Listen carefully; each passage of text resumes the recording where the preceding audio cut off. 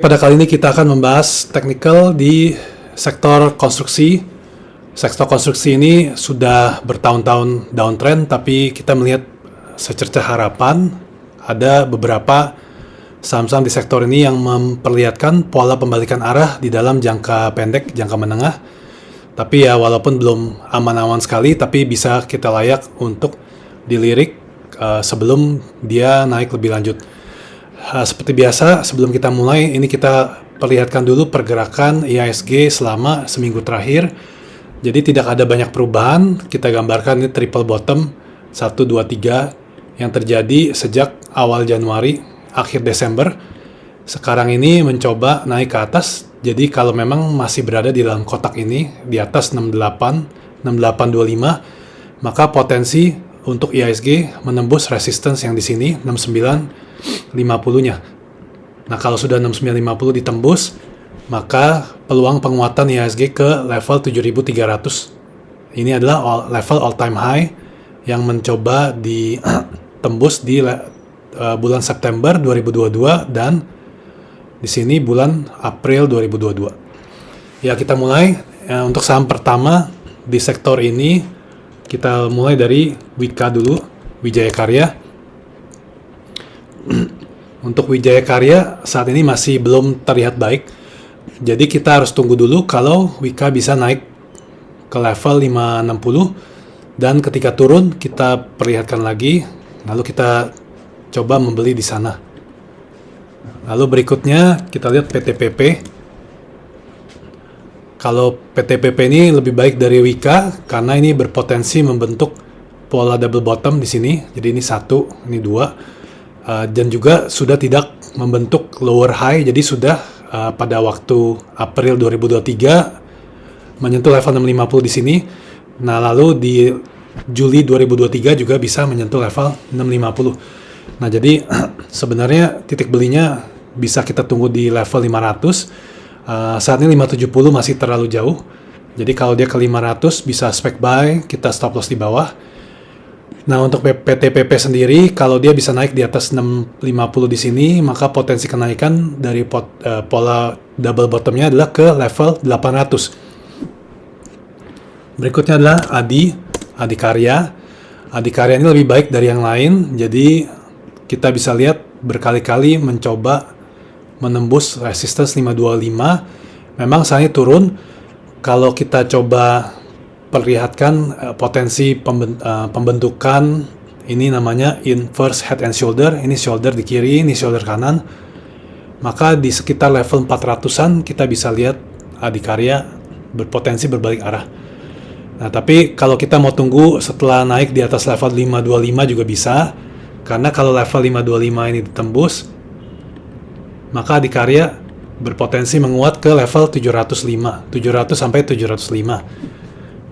Berikutnya adalah ADCP, Adikarya, Adi Komuter Property. Kalau ADCP ini masih belum terlalu baik, kita harus menunggu apakah ADCP bisa kembali ke resistance kuat di sini di 772. Karena di sini 72 sempat turun dan tidak kembali lagi. Nah, kalau sudah bisa, maka kita tunggu di bawahnya sekitar level 63, baru kita menunggu menembus 72-73-nya. Jadi untuk saat ini belum bisa kita lihat untuk dibeli, tapi kita boleh pantau apakah ADCP bisa ke level 72 atau 73 di level sekitar itu. Berikutnya adalah saham WG, Wijaya Karya Bangunan. Ini masih downtrend, jadi kita belum bisa melihat apa-apa.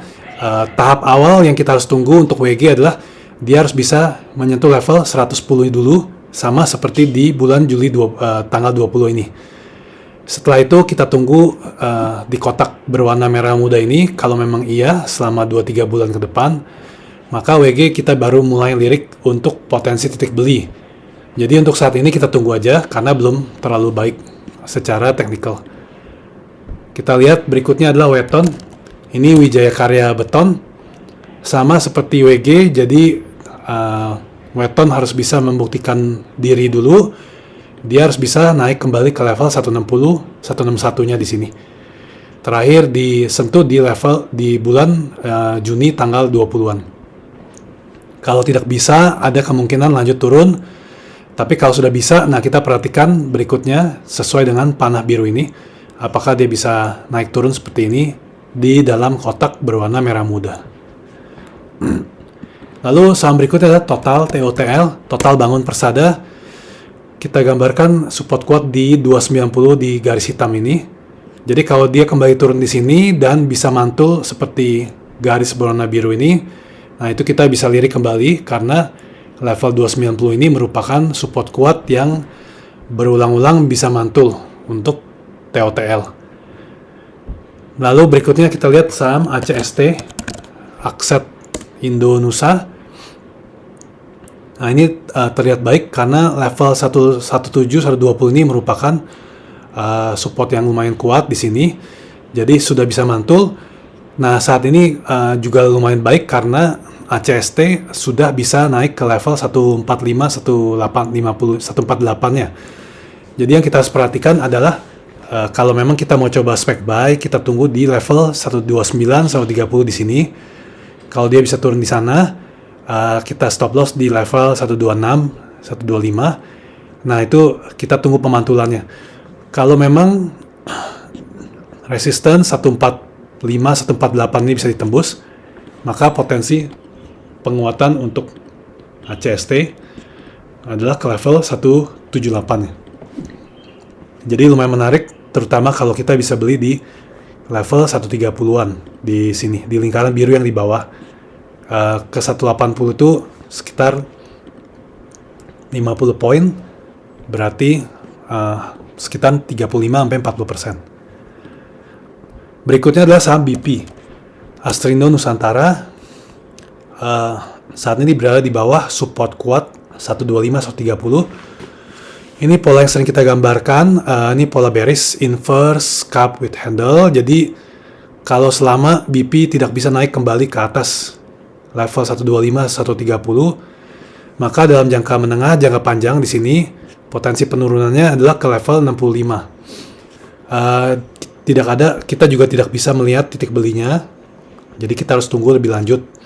Karena BP harus membentuk higher high dulu. Jadi yang dimaksud dengan higher high, ini kita gambarkan di sini. Ini harus lebih tinggi dari high sebelumnya. Saat ini selalu lebih rendah dari high sebelumnya. Jadi minimal BP harus bisa naik ke atas 140-nya baru kita lirik untuk potensi titik beli. Jadi untuk saat ini kita wait and see.